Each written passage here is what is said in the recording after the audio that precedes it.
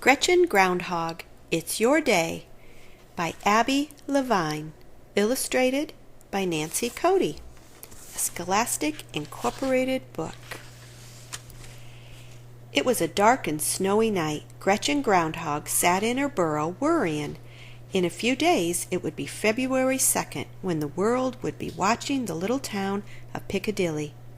On that day, for the first time, Gretchen would step from her burrow to stand before TV cameras, newspaper reporters, tourists, all the townsfolk, and a brass band.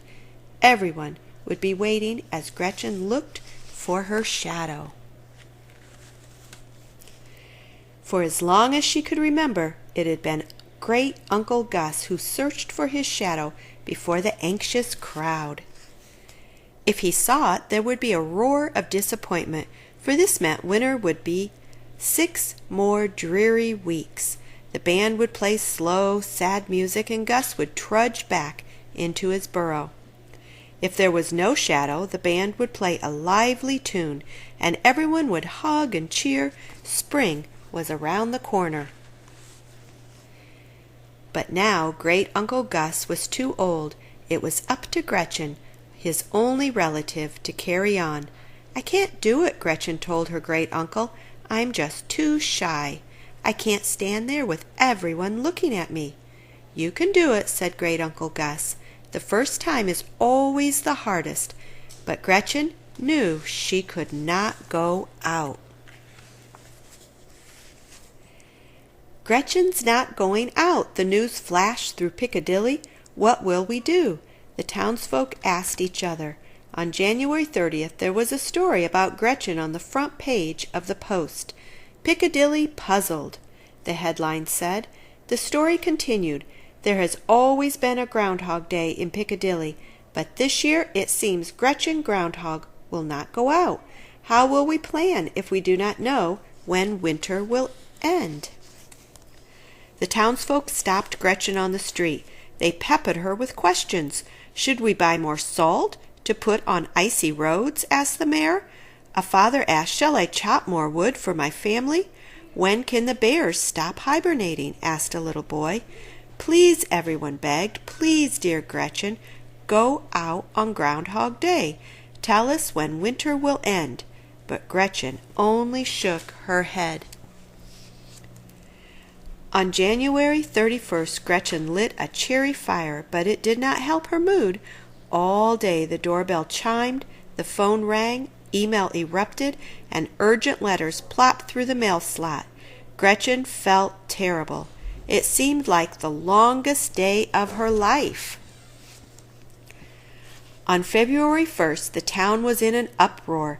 Tourists filled the motels. In front of Gretchen's burrow, carpenters were building wooden stands for the crowd. The TV crews had arrived, and the band was practicing with squawky sounds. Groundhog Day was only hours away. "Piccadilly panicked," read the Post. "Soon the eyes of the world would be upon us. What will happen if Gretchen does not go out?" Knock, knock, knock. 3 townsfolk were waiting when Gretchen opened her door.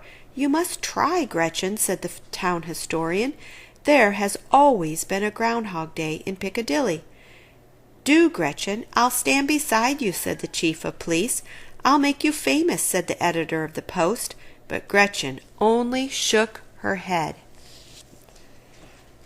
All afternoon and evening visitors came. Knock, knock, knock. "Gretchen, are you there?" Knock, knock, knock. "Gretchen." That night, weary and sad, Gretchen fell asleep in her rocking chair, but she heard the townsfolk even in her dreams. Knock, knock, knock. "Please, Gretchen, open the door." Gretchen awoke, but the knocking did not stop. She hurried to the door and looked out the peephole. There, on the moonlit snow, stood a little girl. It was Hester, the town historian's daughter. "May I come in?" Hester asked. Gretchen opened the door. She helped Hester take off her coat, soggy mittens, and wet boots and muffler. "I won't stay long," Hester said. "I wanted you to see these. I found them while I was helping my mother." She held out a wooden box with some yellowed pieces of paper in it. Gretchen could see that they had old-fashioned writing on them. "What's this?" Gretchen asked. "Records from our town history," Hester explained. While Great Uncle Gus made cups of steaming cocoa, Gretchen studied the first piece of paper. "Tomorrow I must go out," it read, "to stand before the Pilgrims and the Indians. I am greatly afeard." It was signed Goody Groundhog. Gretchen was amazed. Goody Groundhog lived a long time ago. She came to America on the Mayflower before there was a Piccadilly. "My mother says Goody told everyone the second winter would be better than the first," said Hester. They were very glad. Gretchen leafed through the papers. "Here's one by George Groundhog at Valley Forge," she exclaimed. "He says I am affrighted to go out, but I shall. The winter has been long and hard. The soldiers must know what will be." "My mother says George told them the winter would go on a long time," said Hester. Everyone was very sad. As Gretchen read the papers, she became more and more excited. There was a page from brave General Grant Groundhog, who had fought in the Civil War, and Jean Groundhog, the tough cowboy, and Gloria Groundhog, who became a movie star. They were all afraid to go out, Gretchen said. She read the last piece of paper. "I am scared, but tomorrow I will try to go out," it said. It was signed Gus Groundhog. "You?" said Gretchen to Great Uncle Gus. Her great uncle looked surprised. Then a dreamy look came into his eyes. "It was so long ago I had forgotten it," he said. "Now I remember. I couldn't eat or sleep the night before." "What happened then?" asked Gretchen. "My great uncle Grover helped me," said Gus. "He said, 'You can do it, Gus. The first time is always the hardest.'" The clock began to chime. 9, 10, 11, 12. They counted together. "Oh my gosh, I've got to go," Hester said. "I've never stayed up so late."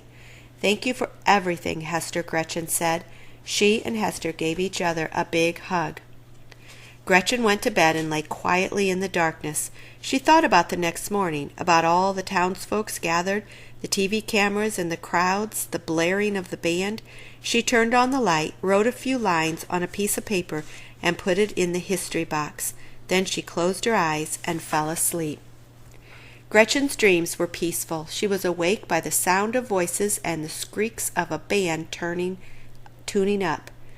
She put on her coat and muffler, boots and mittens. She took a deep breath. "You can do it," she whispered to herself. Then Gretchen Groundhog flung open the door and stepped out into the February morning.